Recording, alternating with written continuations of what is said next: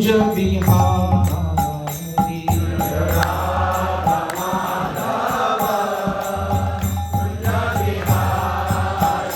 जय राधा माधव कुंज बिहारी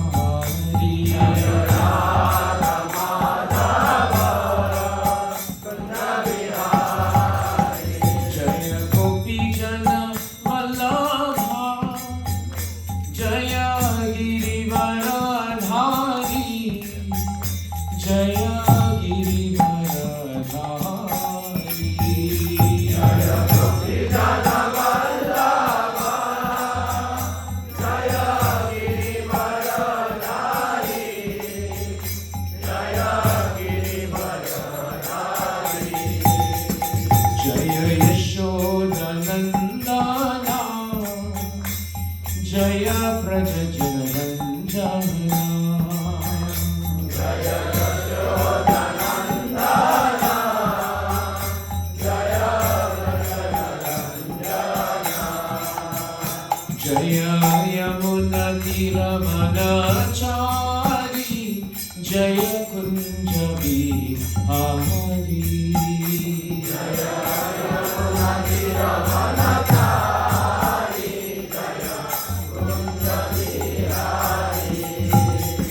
जय यमुना तीरवनचारी जय कुंज बिहारी जय यमुना तीरवनचारी जय कुंज बिहारी जय यमुना तीरवनचारी जय कुंज बिहारी जय यमुना तीरवनचारी जय कुंज बिहारी जय यमुना तीरवनचारी जय कुंज बिहारी जय यमुना तीरवनचारी जय कुंज बिहारी जय राधा माधव जय कुंज बिहारी जय राधा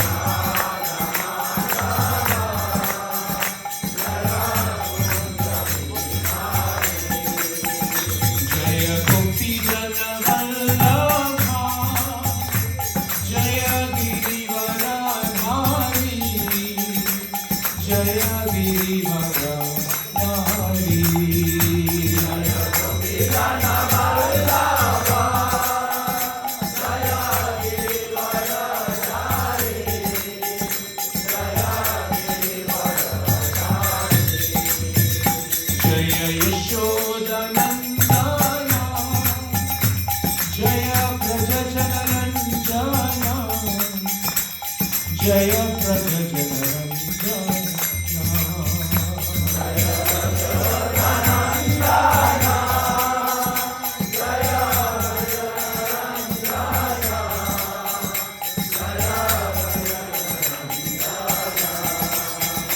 जय यमुना तीरवनचारी जय कुंज बिहारी जय यमुना तीरवनचारी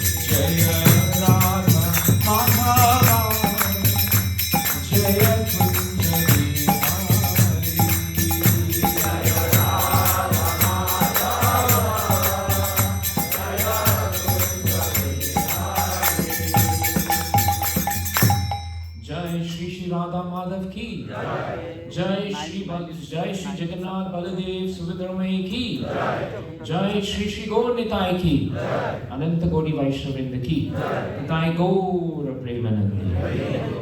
ओम नमो भगवते वासुदेवाय।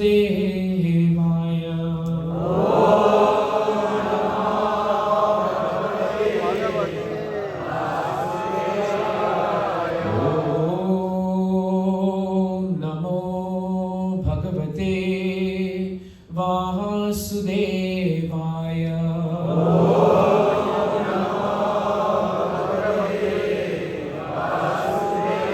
ओम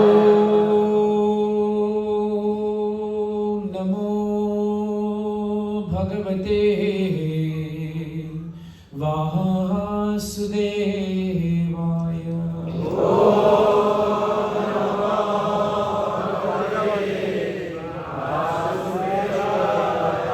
नारायणं नमस्कृत्य नरं चैव नरोत्तमं देवीं सरस्वतीं व्यासं ततो जयमुदीरये। Before reciting the Srimad Bhagavatam, which is the very means of conquest, one should offer respectful obeisances unto the personality of Godhead, Narayana, unto Nara-Narayana Rishi, the supermost human being, unto Mother Saraswati, the goddess of learning, and unto Srila Vyasadeva, the author. Nasta Prayesha Abhadreshu Nityam Bhagavata Sevaya Bhagavati Uttama Shloke Bhaktir Bhavati Naishtiki. My regular attendance in classes on the Bhagavatam and my rendering of service to the pure devotee, all that is troublesome to the heart is almost completely destroyed. In loving service unto the personality of Godhead, who is praised with transcendental songs, is established as an irrevocable fact. Jai Grantaraj Srimad Bhagavatam ki. So we welcome all devotees today for the program. I don't know how to ask you all to squeeze because you look very squeezed already. But there are devotees standing behind. Maybe at the back there's a bit of space to move forward, Prabhus. A little bit of space. Front, I think you're there. The next thing you can is you can sit on me or you can sit on the table. That's okay. So we will read today from beautiful verse in the 10th canto of Srimad Bhagavatam, chapter 85, text 55 and 56. 10, 85, 55 and 56. The title of this chapter is known as Lord Krishna instructs Lord Krishna instructs Vasudeva. So let's chant. Pitvamritam payastasyaham Gita sesham gadabhritaha Narayananga samsprasya Pratilabdhatma darshanaha Te namaskritya govindam Devakim pidaram balam Nishatam sarvabhutanam Yayurdhama divaukasham Pitvamritam payastasyah Pita shesham gadabhritaha Narayananga samsparsha Pratilabdhatma darshanaha Te namaskritya govindam Devakim pidaram balam Vishatam sarvabhutanam Yayurdhama divaukasham पीत्वामृतं पयस्तस्याः पीताशेषं गदावृतः नारायणाङ्गसंस्पर्श प्रतिलब्धात्मदर्शनाः ते नमस्कृत्य गोविन्दं देवकीं पितरं बलम् विशतां सर्वभूतानां ययुर्धाम दिवौकसाम्. Can we have one of the Prabhus to chant?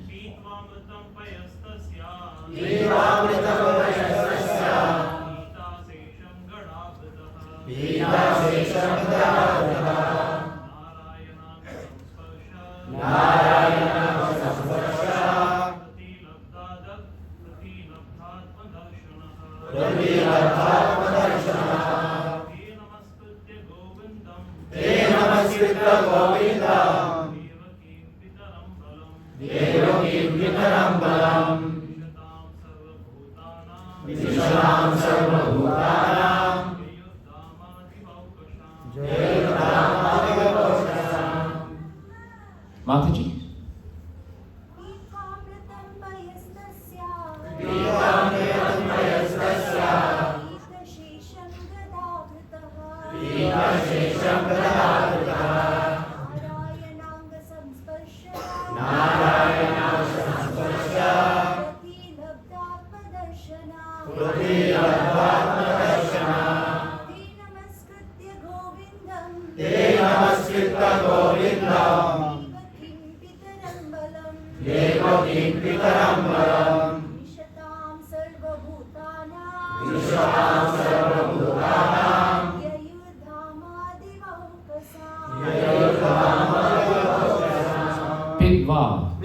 Having drunk amritam, nectarian, payaha, milk, tasyaha, her, pita, of what had been drunk, shesham, the remnants, gadabritaha, of Krishna, the wielder of the club, Narayana, of the Supreme Lord, Narayana, Krishna, Anga, of the body, Samsparsha, by the touch, Pratilabdha, regain, Atma, of their original selves, as demigods, Darshanaha, the perception, they, Namaskritya, bowing down, Govindam, to Lord Krishna, Devaki, to Devaki, Pitaram, to their father, Balam, and to Lord Balarama, Vishatam, as they looked on, Sarva, all, Bhutanam, the people, Yayuhu, they went, Dhama, to the abode, Diva Okasham, of the demigods. Translation. This translation is by the disciples of His Divine Grace, A.C. Bhaktivedanta Swami Srila Prabhupada Ki. Please repeat the translation. By drinking her nectarian milk, the remnants of what Krishna himself had previously drunk, the 6 sons touched the transcendental body of the Lord, Narayana, and this contact awakened them to their original identities. They bowed down to Govinda, Devaki, their father, and Balarama. And then, as everyone looked on, they left for the abode of the demigods. Please hear the purport. Lord Krishna remained as an infant with Devaki and Vasudeva for only a very short time. First, the Lord appeared before them in His 4-armed Vishnu form. And after hearing their prayers, He changed Himself into an apparently ordinary infant for their pleasure. But to save Krishna from suffering his brother's fate, Vasudeva at once removed him from Kamsa's prison. Just before Vasudeva took him away, Mother Devaki suckled Krishna once so that he would not feel thirsty during the long trip to Nanda Braja. This we learn from the commentary of Srila Vishwanath Chakravarti Thakur. Om Ajnana-timirandasya Jnananjana-shalakaya Chakshurmilitam yena Tasmai Shri Gurave Namaha. Sri Chaitanya Krishna Sthapitam yena Bhutale Swayam Rupa Padamayam Dadati Swapadantikam. Vandeham Shri Guru Shri Yutapadakamalam Shri Guru Vaishnavascha Shri Rupam Sagrajatam Sahagana Raghunatam Vitam Tam Sajivam Sadvaitam Savadutam Parijana Sahitam Krishna Chaitanya Devam Shri Radha Krishna Padam Sahagana Lalita Shri Vishakhanvitamscha. He Krishna Karuna Sindhu Dinabandho Jagatpate Gopesha Gopika Kanta Radha Kanta Namostute. Tapta Kanchana Gaurange Radhe Vrindavameshwari Vrishabhanusute Devi Pranamami Hari Priye. Namo Mahavadanyaya Krishna Prema Pradayate Krishnaya Krishna Chaitanya Namne Gauri Tushe Namaha. Vanchakalpatarubhyascha Kripa Sindhubhya evacha Patitanam Pavanebhyo Vaishnavebhyo Namo Namaha. Jai Sri Krishna Chaitanya Prabhu Nityananda Shri Advaita Gadadhara Srivasadi Gaura Bhakta Vrinda. Hare Krishna Krishna Krishna Hare Hare Hare Rama Rama Rama Hare Hare. In Srimad Bhagavatam, in the 12th canto, 12th chapter, I think the verse is either 48 or 50, there's a very important shloka that gives us the understanding of why today we are starting the year by trying to remember the pastimes of Krishna. This pastime of Krishna, where Krishna is actually, he is actually bringing back, right, to Devaki Mata, the 6 sons that she had lost in the time of Krishna Leela. Why it is happening and what we can learn from it is something that we want to do. It's okay, Prabhu. I'm just suggesting it. In 12.48 of Srimad Bhagavatam, Shukadev Goswami very nicely states, Sankirtyamano Bhagavan Anantaha Shrutanubhavo Vyasanam hi pumsam Pravishya Chittam Vidunoti Ashesham Yatha Tamo Arko Abram Ivati Vipraha. This beautiful shloka from Srimad Bhagavatam tells us very nicely exactly why we are actually chanting these beautiful pastimes of Krishna. Shukadev Goswami tells to Parikshit Maharaj, and this is almost at the last 1 or 2 chapters of the 12th canto of Srimad Bhagavatam. Shukadev Goswami tells Parikshit Maharaj that when people properly glorify the Supreme Personality of Godhead, so this is the reason why we are speaking about Krishna today. We are speaking about him because we should first learn to properly glorify Krishna. It is not just glorify him, but we must properly glorify. Properly glorify means we must glorify Krishna not with our own words, but we have to glorify Krishna through the words given to us by the Acharyas in Guru Parampara. There is no point for us to invent new shlokas in Bhagavatam. We should not add 13 canto to Bhagavatam.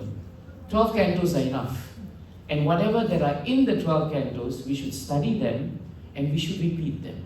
That is how we properly glorify Krishna. So if you want to properly glorify Krishna, then what happens is this. If we just try to glorify him, but supposing we cannot glorify him, we have no capacity to glorify him, then Shukadev Goswami says, just simply hear about his power. This is very important. Now when you glorify the Supreme Personality of Godhead, actually automatically you are hearing about his great power. Do you realize that? When you glorify Krishna, automatically you will hear Krishna. It's very important. When we are glorifying, it is not that we are glorifying so that others can hear them. We are glorifying so that we can hear Krishna. Now what are the children going to do? Are they going down? Okay, good. Go down. So we should properly glorify the Supreme Personality of Godhead, or we should hear about His power. And when we hear about the power of Krishna to do something, then we will understand that we are not Krishna. Because whatever power that Krishna has, we never will possess.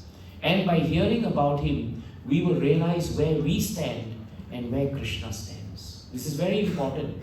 The whole point that Srila Prabhupada introduced us to Krishna is to understand and glorify His power, how great He is. Otherwise, if we don't glorify Krishna, the tendency in the material world is that we will glorify ourselves. We will always think how great we are. Somewhere along the lines, when we perform devotional service, we start thinking how great we are. And that is why we should glorify Krishna. We must be very, very careful not to accept glorification for ourselves. If someone glorifies us, then immediately, as Srila Prabhupada instructed us, we should give that glorification to our spiritual masters. And if we are not initiated, we should give it immediately to Srila Prabhupada. Then we are safe. Otherwise, we are in trouble because we become very proud. So, Sankirtyamano Bhagavan Anantaha. When you glorify Krishna and you personally hear Him, something happens. The Lord personally enters into our hearts. This is very important. It is not that He sends somebody. Srutanubhavo. He Himself, Anubhava, by His own ability, He Himself will enter our hearts. And when He enters our hearts, what does He do? He will cleanse away all trace of misfortune in us. What is the greatest misfortune for us, Prabhus and Matajis? The greatest misfortune is to forget Krishna. It's simple as that. Every time we forget Krishna, we are actually in difficulty. The reason why we're anxious, we're disturbed, is really because at that moment in time, we have forgotten Krishna. In any transaction, if we forget Krishna, we will become disturbed. You just try creating a friendship without Krishna in the center, it will become disturbing. You try creating some project without Krishna in the center, it will become disturbing. You try to get married without Krishna in the center, it will be a disaster. You try doing anything in this world without Krishna in the center, it becomes very difficult. So therefore, the greatest misfortune is not to remember Krishna. And Krishna personally enters in our heart when you glorify Him, and He Himself cleanses our heart of this misfortune. So Krishna is like the transcendental vacuum cleaner. He cleans, He doesn't send someone to clean our house. He Himself comes to clean our house, personally. You may think, how can Krishna personally enter each one of our hearts? That is why He's Krishna. He can personally do it. We can't do it. We can only enter our own heart. We only know our own heart. We don't know somebody else's heart. But He can enter every heart. And just like the sun removes the darkness, just like the wind drives away the cloud, Krishna can drive away all our misfortune. That is why we are chanting His great fortune, His great glory. You will see in this shloka that actually we are in the middle of a very beautiful pastime between Devaki Mata, Vasudev, and Krishna and Balaram. In this chapter, right, initially in the chapter, what happens is Krishna meets Vasudev and Devaki, but no longer are they meeting in Vrindavan. This pastime actually happens in Dwarka. So even though Krishna was the cowherd boy in Vrindavan, after so many years he stayed in Dwarka. He stayed in Dwarka for 100 years, right? 100 years Krishna was in Dwarka. And when Krishna was in Dwarka, he ruled literally as the king. And who was the mayor of Dwarka? It was Balaramji actually, right? Balaramji was the mayor and Krishna was the king. And so Vasudeva and Devaki, they came to see Krishna after a long, long time. Because they only had the fortune of seeing Krishna and being with Krishna for a few hours. That's all. Actually, Nanda Maharaj, if you think about it, and Yashoda Mata, they had at least 10, 11 years with Krishna, right? They were with Krishna in Gokul and Vrindavan. But Devaki Mata and Vasudev, they had no good fortune in that sense.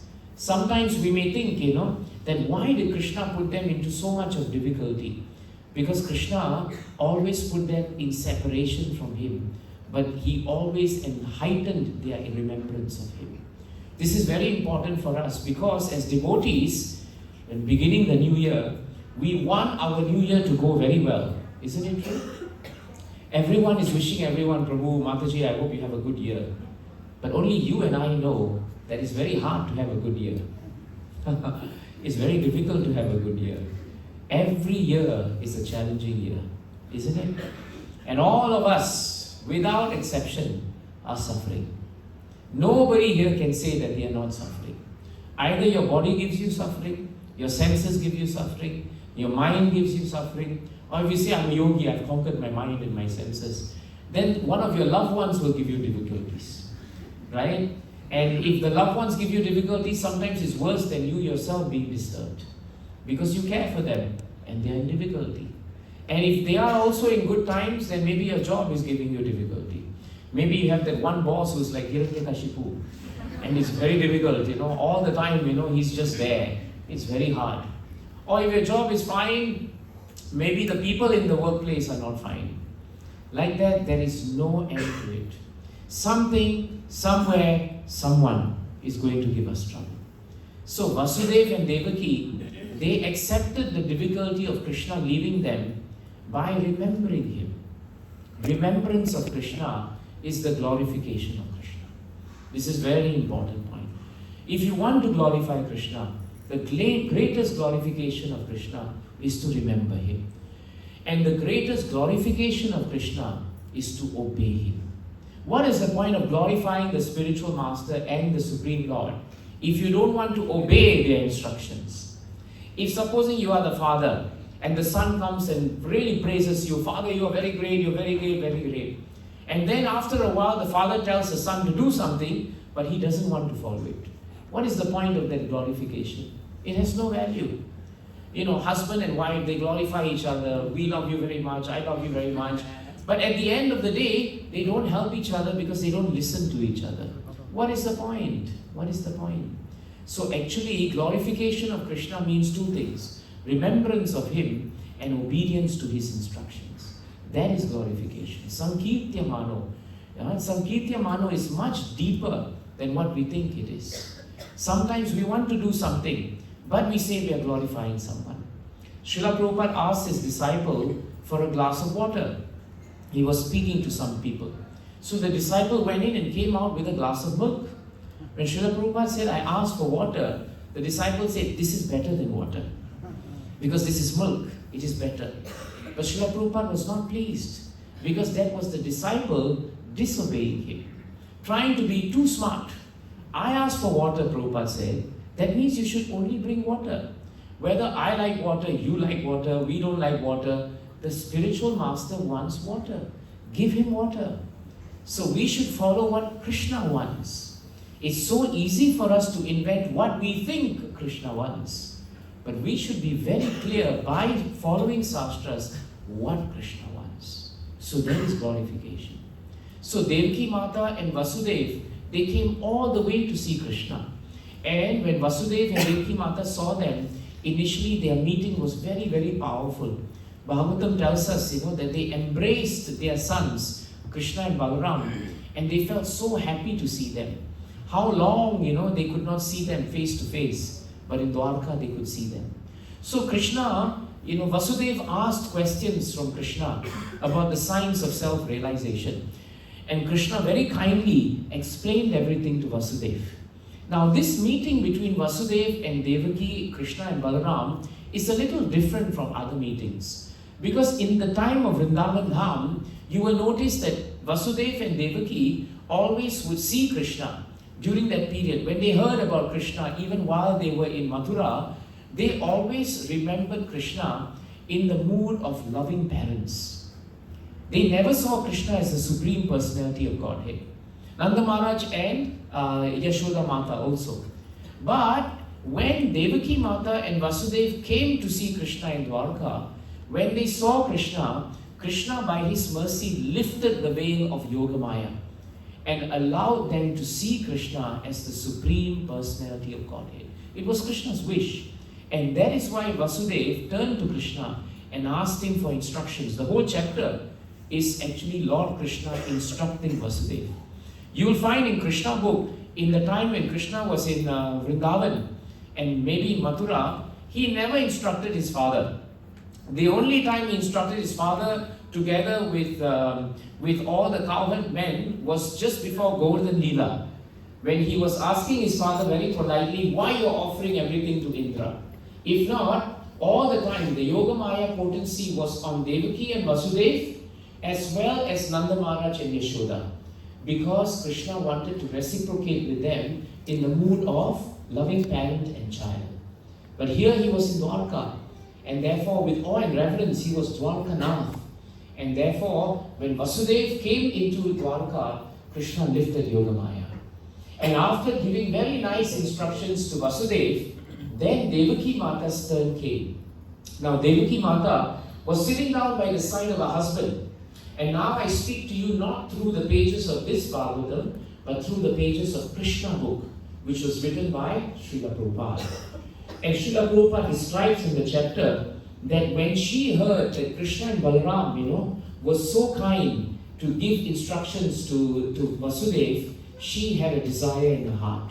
She turned to Krishna and Balaram and said that, my dear Krishna and Balaram, once I had heard from your teacher. Who's Krishna's teacher?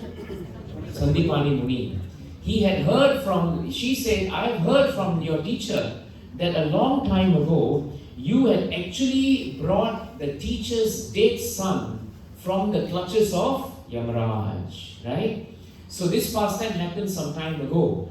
Sandipani Muni became so pleased with Krishna and Balaram because they served him so well that he asked them that he blessed them with the greatest boon, that their name and fame will be known throughout the three worlds. That is why even till today, no one is more famous than Krishna and Balaram. You realize any corner of the world, everyone knows something about Krishna. Any corner of this universe, everyone knows something about Krishna and Balaram. This is because of Sandipani Muni's blessings. So this is another lesson for us today in the beginning of the year. If you really want to progress in devotional service, we need the blessings of devotees. We need the blessings of the Lord. Without their blessings, we cannot advance in devotional service. Every one of us may be thinking that we're just sitting down and devotional service is our plane to fly. It is your plane to fly. But before the plane takes off, you need all the blessings of your instructors. You need all the prayers of those who are devotees. And that is why we are in Sadhu Sangha. Always look to the devotee next to you and remember it is by their prayer that you can progress. And so Devaki Mata said, I heard how nicely you served your teacher. And now I have one wish, Krishna and Balaram.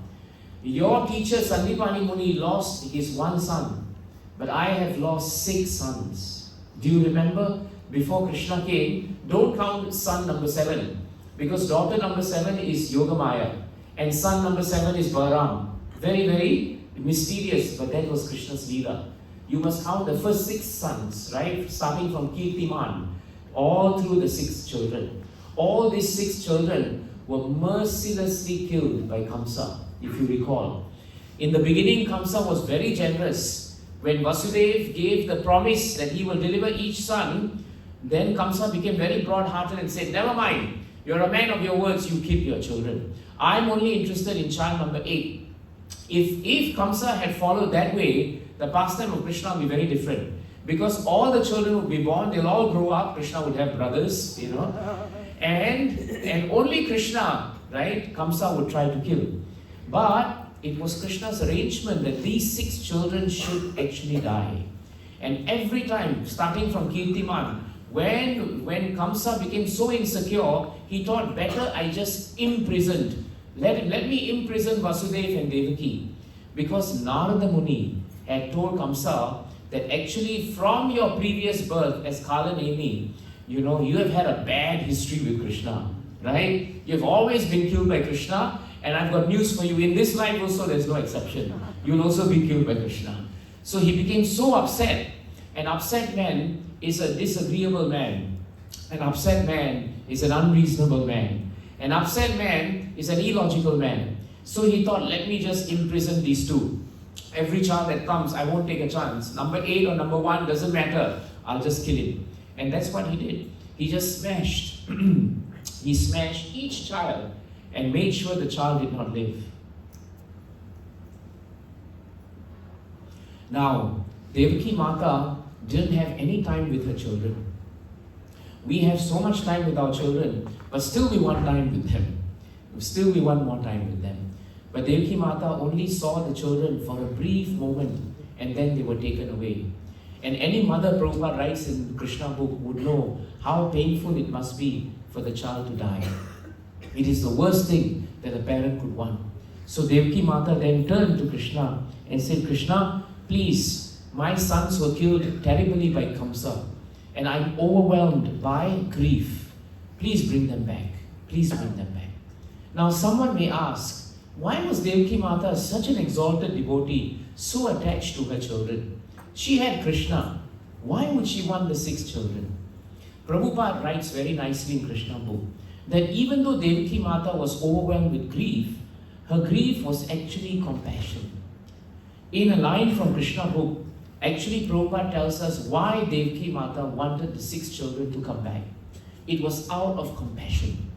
This is a very important point. And this is the next point that we must remember. As devotees, the hallmark of a devotee is to have compassion. Not just compassion for our own, not just compassion for our fellow devotees, but compassion for all living entities. Very important. Sometimes devotees are very nice to devotees, but they are not very nice to non-devotees. Sometimes we have a very low view of non-devotees. Sometimes we are not even nice to our devotees. We may be nice to devotees who are in positions, but we may not be nice to just the devotee who is coming to serve Krishna. This also happens. So this is very dangerous. Sometimes, we follow what we do in material world. In material world, we always are nice to people who have status or prestige. Because we think if I'm nice with him, I'll get something. So when we come to devotional service, the same motivation is there. Oh, president of temple, I must be very good. But the person who's sweeping or cooking, it doesn't matter whether I say Hare Krishna or not. Right? That's why temple presidents will tell you that we really don't know who actually is really nice and who is not nice, because everybody will be nice to them, isn't it? But the real test, and this is something that Jagannath will see and no one can escape, is how nice are we to the person who is not the temple president, the person who is not, someone holding something. Dinawatsa Prabhu is temple president this year. How many of you are nice to him? And when he was not temple president last year, how many of you scolded him? How many of you complained to him? And this year when you know he's temple president, how many of you are saying, Prabhu, how are you? This is very important. It's very important. I know how many devotees have not been nice to Dinawatsa Prabhu because, Prabhu, why this happened? Why not this? Why not this? Why not that? And then things can change because suddenly someone has a position. That is not compassion. Right? That is position. That is not compassion. So when we have compassion for someone, it should be with a mood of service.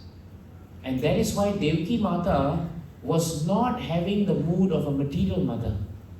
Her mood was, how can I serve these 6 sons?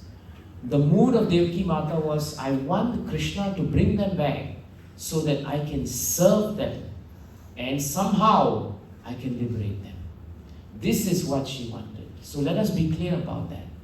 Devaki Mata then appealed to Krishna and Balram and said, Krishna and Balram, your name, especially to Balram, your name suggests power and you are so full of spiritual power. Please, somehow or another, bring them back. Bring them back. Lord, Devaki Mata also said something very nice in that prayer that she had to Krishna and Balram. She said that you both have come into this world to kill all kinds of miscreants. Now, the definition of miscreants is given very nicely by them, by Devaki Mata. Sometimes we think miscreants are demons, but when you read about the definition of miscreant in Krishna book, you become very scared. And it's good to be scared at the start of the year because we don't want to take devotional service for granted.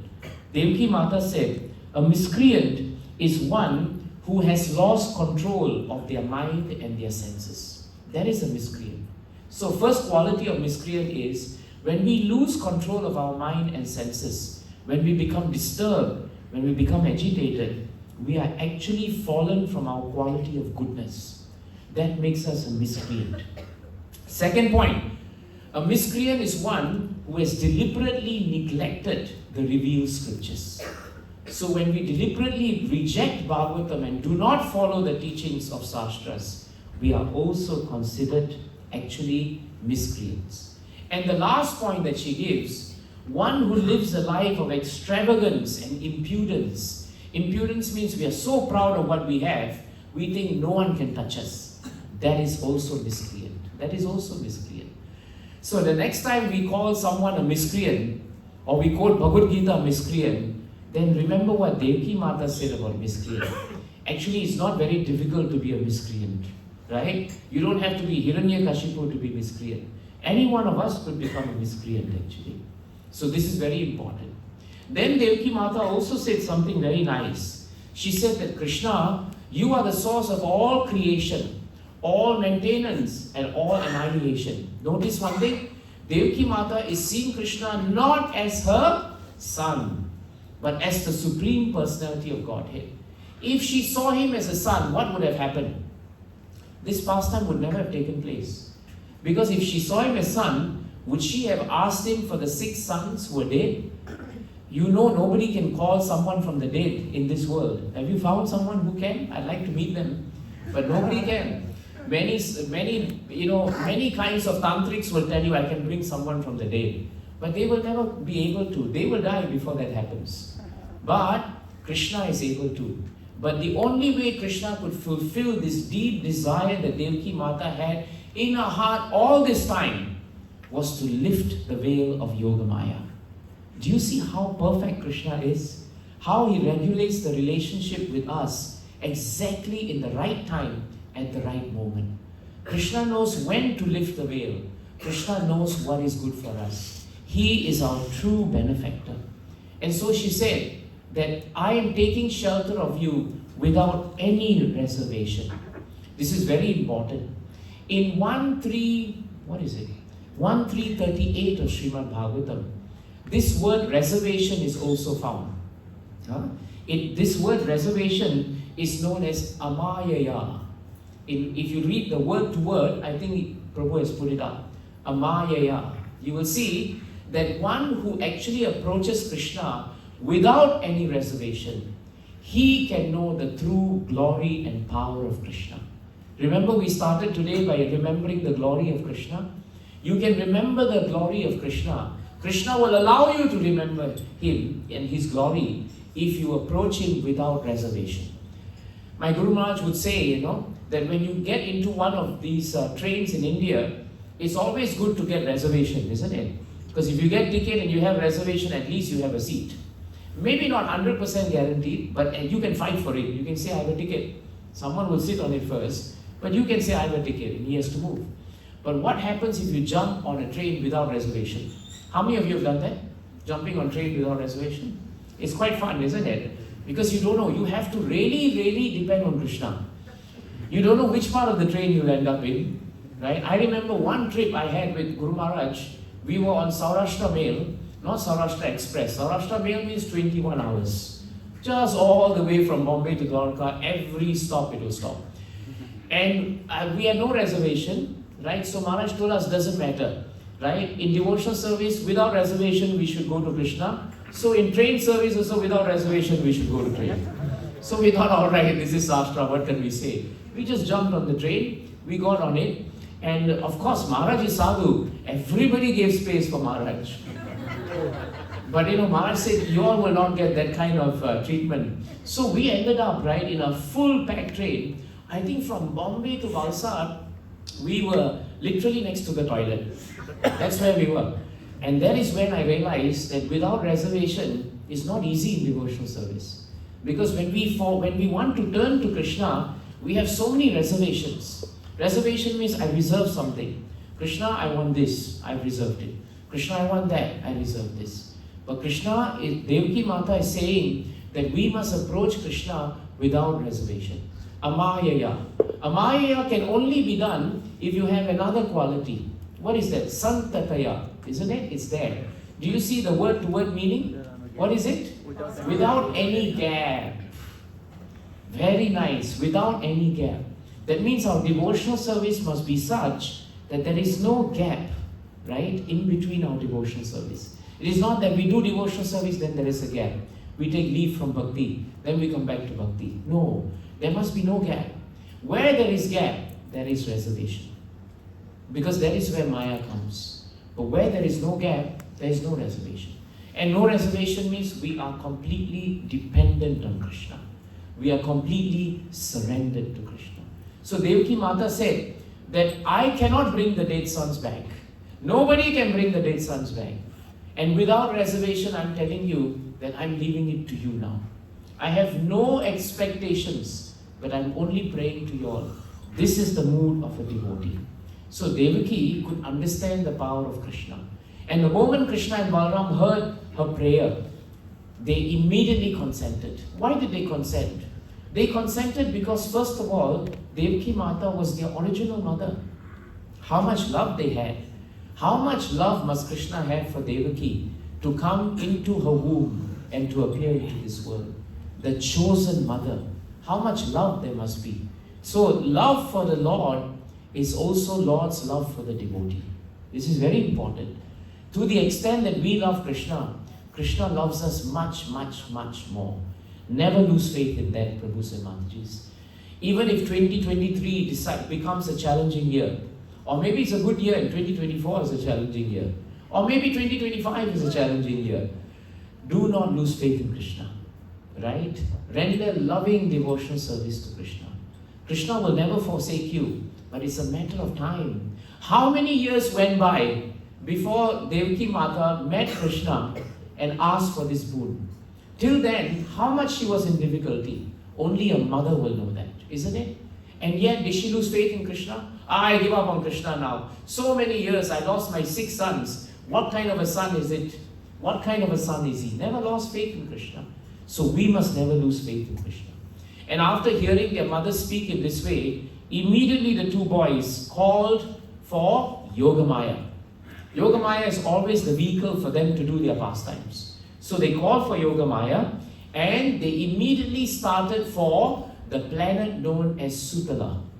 Right? Now you all know that there are different levels of planetary systems. Sutala is one of the planetary systems, one of the planets in the lower planetary systems. Right? It's not a demonic place, but generally speaking, right, it's the place where the yakshas, and other entities live. There's no light in those planets, but there are huge serpents in those planets. And these serpents have very powerful jewels, and these jewels are actually lighting up all these planets. The jewels give off light. And in fact, it is stated, the opulence of these planets like Sutala actually rivals that of Swargaloka. They are as rich and opulent as those on top. And it is stated that the jewels shine so much and so brightly on the heads of these serpents that they are as bright as Surya. So the denizens of this Sutala do not lose anything actually. And who is in Sutala? Bali Maharaj, right? So this is a very interesting pastime because Devaki Mata is there, Vasudev is there, and then because of her prayer to get the dead sons of Devaki back, Krishna knew exactly where they were, right? So even if you're dead and gone, Krishna still knows where you are in the universe. He has GPS, he can track you. We do not have, but he can track you. So Krishna immediately knew, the 6 sons, right? Where are they? They are in Sutala. And who is in Sutala? Very, very wonderful. My great devotee, Bali Maharaj. And so Krishna decided, as he always does, that in one pastime, he fulfills so many desires of so many devotees. In this pastime, he fulfilled the desire of Devaki Mata. And now, he's fulfilling the desire of Bali Maharaj.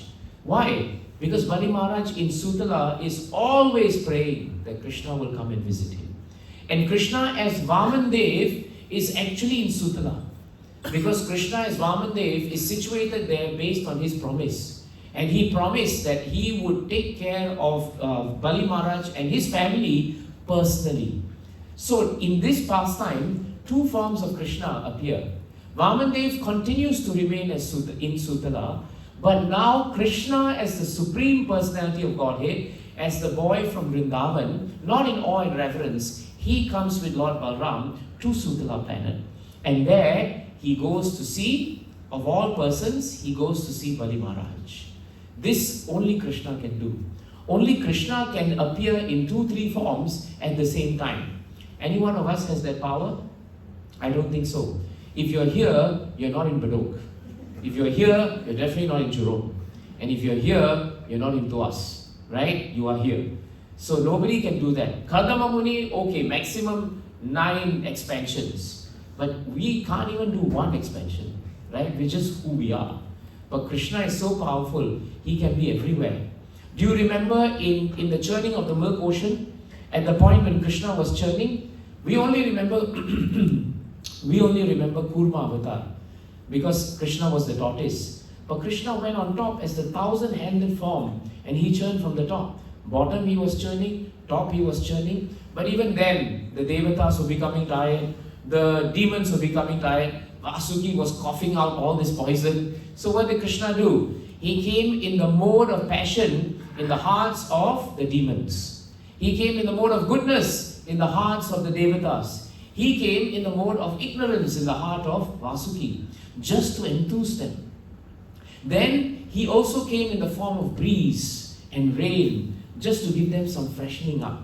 You know, if you're very tired and sleepy, right? I can see some of you slowly going off. But don't worry, you're fine. You're fine. Some of you look like you are in Samadhi, but it's a very ecstatic Samadhi. And if you feel very tired, right? You want to wash your face, right? So in the same way, Krishna came as fresh rain. So in this Sutala planet, right? Krishna is so kind, he sits as Vamandev, at the same time, he came as Krishna.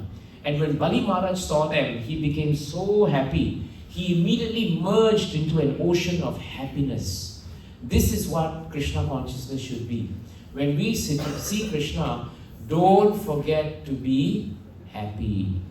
I'm saying this because unfortunately we are so fallen, we must be reminded to be happy when we are in Krishna consciousness. There are many times when we come into the center, we see Jagannath, but we are not happy. We don't even realize that. What we should do actually one day is to take photos of everyone coming in. You should see your face when you see Jagannath actually. You know, many of us look very grouchy, grumpy, and then we realize, oh, I have to smile at Jagannath. It's not spontaneous, because sometimes we forget that Krishna consciousness, the test of Krishna consciousness is to be happy. Happy. Look at all of you, you're all smiling, you know.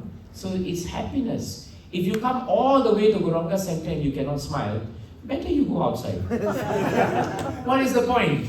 Outside we are not smiling. At least in devotional service we have to smile. That is the true test of devotional service. So Bali Maharaj became very happy. And you know what he did? He washed the Lord's lotus feet and he sprinkled the water on his head. Isn't this a repeat of what he did in the past time? So actually Bali Maharaj got to wash the Lord's lotus feet at least 3 times. The first time was when Lord Vamandev came as a small boy, as a Brahmana, and what did he do? He put him there and Bali Maharaj washed his lotus feet and he put it on his head. Second time, in the same pastime, he then took a vow that he will give Vamandev whatever he wants, even though Sukracharya said you are in trouble. And at that point of time, when he took that vow, again he took water. He washed the lotus feet of Krishna as Vamandev, and second time he poured and he sipped the water. This is known in today's shloka as samsparshanam. Samsparshanam means we are touched by Krishna. We can be touched by taking Krishna's water, by washing his feet. If we wash the feet of a Vaishnava, that water we take is as good as taking water from the Supreme Lord. In fact, the Lord says that's even more greater, because that is the Lord's humility. So this is samsparshanam. Bali Maharaj got samsparshanam because Krishna came to take the 6 sons of Devaki, because they were living in Sutala. So Bali Maharaj became so happy and he became so advanced.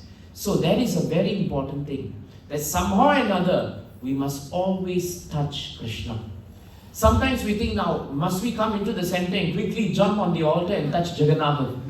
We can't do that, you know, we wish we could do. But by chanting Hare Krishna, Krishna Krishna, Hare Hare, touch Krishna. By chanting Krishna's name, there is samsparshanam.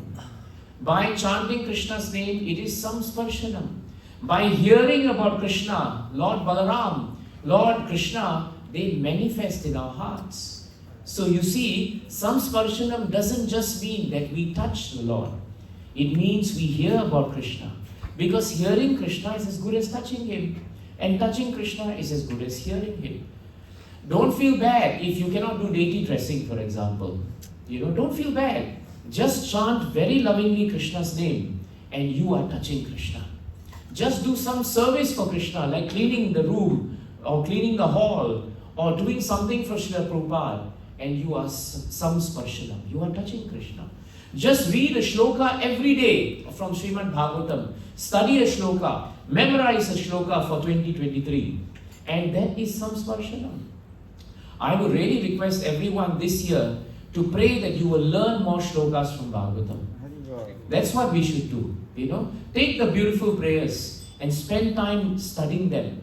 Then read the translation, read the word to word, read the purport, and remember them every day, and then act on them and practice them. That is samsparshanam. See, it's very simple actually. Now after this program, in about 10 minutes, you will all have the best samsparshanam, and that is prasadam. Because some people will tell us, Prabhu, you talk about, Bhagavatam and all. Bhagavatam cannot feed us, isn't it? Only prasadam can feed us. So that is also samsparshanam. So Bali Maharaj became so happy. And he said something very nice. He said, Krishna, you are so kind. I am just a demon. I am Daitya. We are all demons. But you are so kind that you have come all the way to Sutala just to give us your darshan. You are not going to Swargaloka. You are coming to Sutala. So we demons are luckier than the demigods. Bali Maharaj says we are luckier than the devatas because the devatas are so caught up with material enjoyment that they very often forget Krishna. But the demons, you never leave us alone. You're always checking us. You're always punishing us because we forget you. And therefore we actually get more of your time because you're always disciplining us, isn't it? Have you noticed in your houses, parents, when you have 2 or 3 children, the child who gives you more problem gets your most attention? It's ironic, isn't it?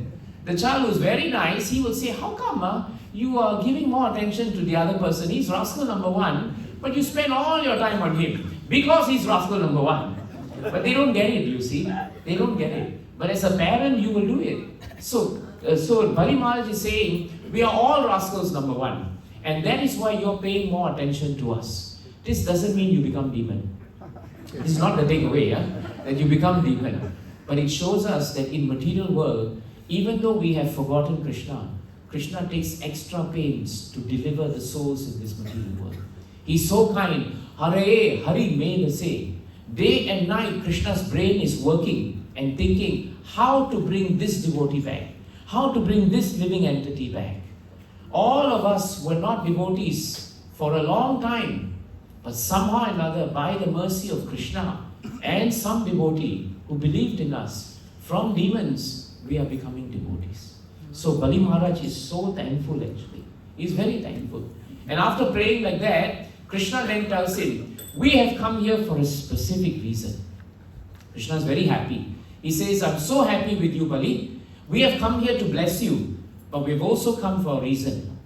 Long time ago, millenniums ago, when Lord Brahma, the creator of this material world, was actually building and creating this universe, he created so many wonderful things. But at the time when he was creating these wonderful things, he also created the form of a woman. And when he created the form of the woman, naturally, because she came from Brahma, she actually became his daughter. But his creation was so beautiful that he became attracted to her. And because it was the source of his creation and it was so beautiful, he ran after that creation because he was madly attracted to that form. And when he ran after his daughter, because everything is created by Krishna, so everything is son or daughter, then the 6 very beautiful devatas, they were the sons of Marichi. Right? Marichi was a very powerful personality and he had 6 sons, and these 6 sons were devatas, very exalted. So Krishna is telling, when these 6 sons of Marichi were formed, they saw Brahmaji, their great-grandfather, running after the form of a woman throughout the universe. Jai Jagannath Ki. And while he was running after them madly, running after her madly, they criticized him. They found fault with him. They offended him. They laughed at him. And they looked down on him. And isn't that what we sometimes do to others? We may not say it openly, but somewhere one line of criticism will come. We are sophisticated critics, We don't tell someone directly sometimes. Sometimes we want to say something, but we say it differently. The most famous critic, right, or the person who is very critical and full of criticism in Chaitanya Leela is Paramanand Puri. If you remember Paramanand Puri, he was actually so critical that he had a file, of every person. And in that file, he will find all the criticisms and he will file it away. And he was trying to find fault with who? Chaitanya Mahaprabhu. And what was he doing as he was trying to find fault? He was trying to find out how much Chaitanya Mahaprabhu would eat. He was trying to find out how many rounds he was chanting. Was he chanting his rounds? Mahaprabhu. He was trying to find out some fault of him, but he could not find anything. So he became a bit upset. One day he walked into the house where Mahaprabhu was. And after Mahaprabhu had prasadam, again he could not find fault, but he saw ants on the floor. And he said, aha, where there are ants, there must be food. And why there are so many ants, there must have been plenty of food. And because there was plenty of food, who was the last person eating? Chaitanya Mahaprabhu. Therefore, Chaitanya Mahaprabhu has eaten more food than is necessary. Therefore, he's not a real sannyasi.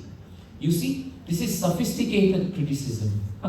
You try to find some fault somewhere, but you speak as if it is sastric. How can a sannyasi eat so much? But what you're saying is you're criticizing someone. So we have to be very careful in 2023 and beyond, not just 2023, 2024 you can criticize, no. Right? All our lifetime, we cannot be critical of devotees. Brahmaji, you know how exalted is Brahmaji? Do you know the post of Brahma is the most difficult post? The person to clear the exam for the post of Brahma, no exam on earth can ever meet it. No exam, right? I know India has some of the toughest exams, right? IIT and civil service and all. But this exam to become Brahma is just in a different category. So whoever that Brahma is, he is a great representative of Krishna. But the Marichi, the brothers, the Marichi sons, right? They laughed and they said, how can Brahma run after a girl? He has no control over his senses. And because of that, they were cursed to be born. They were cursed. They were thrown away. And these six children, right? Because of their great offenses, they fell down as demigods. And what did they become? They actually became the sons of Hiranyakashipu. Can you imagine? Are you very happy to become sons of Hiranyakashipu? Only if you're Prahlad. If you're not Prahlad, I don't think you'll be very happy. So they became 6 sons of Hiranyakashipu. And after that, they died again. And then again they came back. And Vishwanath Chakravarti Thakur says, they became sons of another demon, Kalanemi. Who's Kalanemi? Kamsa. Right? They had to go through one more round of being born and dying again in this material world. And then they were put into the womb of Devaki. So 2 rounds of being born and dying, and then born into Devaki Mata's womb. And when they were born, did they live very long? No. They were smashed to death by Kamsa. Not a very good way to die. And 3 rounds of dying, being born into this material world. Why? Because they criticized Brahma. They criticized Brahma. This is a very sober lesson for all of us. Bhagavatam tells us we should be very careful of criticism. Do you know how much of problems Durvasa Muni suffered, Prabhu's Matajis? Because he was critical in his heart of Ambarish Maharaj. Did Ambarish Maharaj criticize Durvasa Muni when he began to act inimically to him? No. He never counteracted. He just stood there and he prayed for his welfare. And after 1 year, when Durvasa Muni came back, when he saw finally, after going to Mount Kailash, after going to see Brahmaji, after coming back to Lord Vishnu and being told to come back to Ambarish Maharaj, what did he finally say? That's very important. He said that today I have realized the greatness of devotees. What is the greatness of devotees? O King, even though I criticized you and I meant you harm, you only meant me well. You acted for my welfare.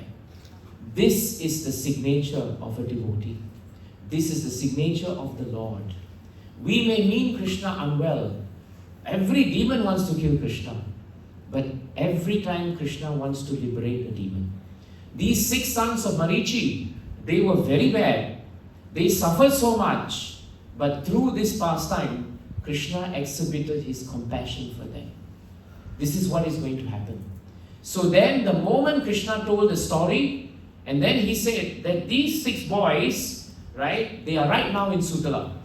They are with you. So I've come to take them back. I'm going to bring them to see Devaki Mata, and then they will be liberated back to their original planets. They will come out from this Sutala, they will be reinstated as Devatas. So there is always hope for those who criticize also. We may be offensive, sometimes out of habit, but if we continue our devotional service faithfully, eventually Krishna will purify our hearts. This is what happened to the 6 sons of Devaki also. So, immediately Bali Maharaj handed the 6 sons over. And Krishna and Balaram brought the 6 sons back to Devaki Mata, but he made them into babies. Only Krishna can do that. They were all grown-ups, but he made them into babies. And he handed 6 children, 6 babies to Devaki Mata. Bhagavatam tells us, when Devaki Mata saw them, she was stunned with wonder. Stunned with wonder. She was so happy that the 6 sons, that she could not serve had come back to her, that Bhagavatam tells us that her breasts overflowed with milk. And she gave so much milk to all 6 sons. She fed them. Did she ever had a chance to feed them? She never did. But a mother's prayer for her children is very powerful, Bhagavatam tells us. And therefore her prayer for her 6 sons actually brought the sons back to her, and she gave them milk.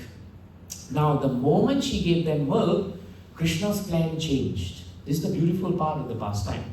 Krishna's plan was that they should just go back to being Devatas. He never said anything about them becoming self-realized.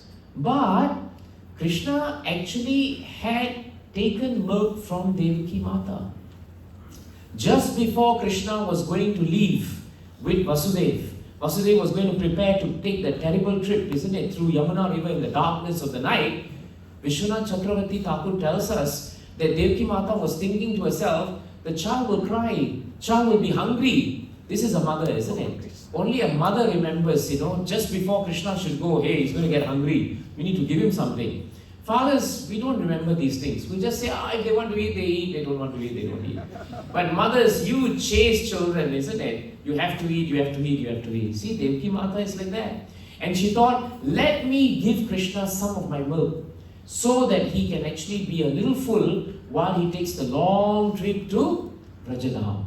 Right? So she gave him milk. Now, because she gave him milk, samsparshaha, because she gave him milk, that touch of Krishna purified Devaki Mata's milk. And when she saw the 6 sons, the same milk came back to her. And by the mercy of Krishna, she gave that milk to the 6 sons. The milk that already had been drunk from the breasts of Devaki Mata. And the same amount of milk and the same Devaki Mata gave her sons. So her sons got the benefit of Krishna. Samsparshanam. You see, they were touched by Krishna. And therefore, instead of just becoming Devatas, Prabhupada writes in Krishna book, they became self-realized persons.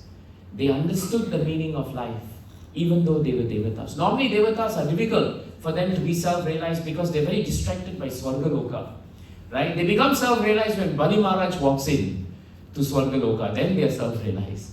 But here, Krishna gave all 6 sons the power to become self-realized. This is a very important point for us. And when he did that, the Devatas then took the milk from Devaki Mata with full satisfaction. Devaki Mata gave milk at full satisfaction, and they transformed into beautiful Devatas. And after transforming into beautiful Devatas, they went back to Swargaloka. They went back to take their positions of service. And thus ends the pastime. What can we learn from this pastime?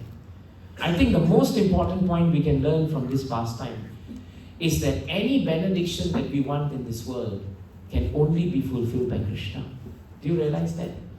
Nobody can fulfill anything that you want except Krishna. He is our true benefactor. Pingala waited and waited for men to satisfy her. But in the end, no man can satisfy another person. No woman can satisfy another person. You think your job will satisfy you. You think some situation will satisfy you. But the only satisfaction you will ever get is when you are in some sparshanam with Krishna. So the next time, Prabhus and Matajis, you feel disturbed, you feel dissatisfied, you feel, I'm feeling a bit restless, don't know what to do, don't find fault with people. Just ask yourself that your devotional service is not up to the mark. That is the most important point we should remember. Because everyone should become a devotee of Krishna. Then we will be able to take some sparshanam of Krishna. So that's the first point we must take back. The second point we must take back, that it is not important just for us to bring loved ones into the world. We all want to bring people into this world. We want to bring children into this world. But if we bring them into this world, which is our duty, our ultimate duty is to liberate them. That is our ultimate duty. There is no point bringing children into this world if we cannot serve them and if we cannot make them devotees. So, if we want our children to grow up, we must try our best to serve them. But in serving our children, don't criticize them. Don't find fault with them. If Brahma himself could run after his own creation, his own beautiful creation, then do you think our children are perfect? They will run after this beautiful creation too. We are also running after this beautiful creation, right? But we should be kind to them. We should serve them. And this kindness must extend to all living entities. This is where we should not judge devotees. Devotees are not perfect, but they are very special to Krishna. Devotees don't have to be perfect, but their purity of intention is more important than their perfection in behavior. This is a very important point. And this is what we learn here. And the other thing that's really important is the greatness of devotees to forget and forgive. This is very important. Krishna forgot and forgave the 6 sons of Devaki, even though they committed a great, great offense to Brahma. But they had to pay for it. And we must be prepared that if we are critical of the Vaishnavas, the arrow that we have shot out to them, that arrow will find the target, but the target will eventually be us. Because Lord Vishnu informs Durvasa Muni in the 9th canto that whatever that you desire harm for others, it is not others who will be harmed. You will eventually be harmed. So if you are critical of others, the same harm that you mean to others, it will actually come to you, not to them. That's why Durvasa Muni had that terrible creature that he created come back to him. It didn't go back to Ambarish Maharaj, it came back to him. So this is a very important point for us to remember. And all of these topics that you see here, they are all practical. They are not in the sky, talking about love of God, with prema and bhava. No, they are talking about your behavior. Krishna giving the 6 sons to Devaki Mata was an act of compassion. It also taught us how dangerous and why the 6 sons had to die, because of an offense to the Vaishnava. So therefore, the opposite of offense to the Vaishnava is service to the Vaishnava. If you serve Krishna, he becomes very pleased, but if you serve his devotee, he's even more pleased. You remember the pastime of Gajendra? Gajendra was being held by the jaws of the crocodile, who was in his previous life king who? King who? No, the crocodile. Yeah, that's why I said who, because he's who, you see. King Hoo, right? What a name for a king. I haven't heard anyone be named like that in ISKCON. Das. Never heard that before. But anyway, King who became the crocodile, what happened was, he was holding on to the lotus feet of Gajendra for 1,000 years. But when Krishna came with Sudarshan Chakra, he cut off the head of the crocodile. And the crocodile was liberated before Gajendra. That's interesting, isn't it? You first want to harm the devotee, but the devotee is so powerful that you get purification from associating with the devotee. And because you're holding to the lotus feet of the devotee, the Lord liberates you because you are holding his lotus feet. Even if you started with the wrong intention, Krishna is so kind that he liberates you. So King Hoo got double dose. He got Sudarshan Chakra and he got the lotus feet of Gajendra. So you see, devotional service has so many ways to give us mercy. And that is the glory of devotional service. Let us start 2023 by not taking devotional service for granted. Don't take your chanting for granted. Don't take your study for granted. Don't take Mangala Arati for granted. Don't take Prasadam for granted. You never do. And most importantly, don't take the devotees for granted. Jai Grantaraj Srimad Bhagavatam ki Jai, Srila Prabhupada ki Jai, Srila Gurudeva ki Jai, Ananta Gauri Vaishnavrinda ki Jai, Nitai Gaura Prema.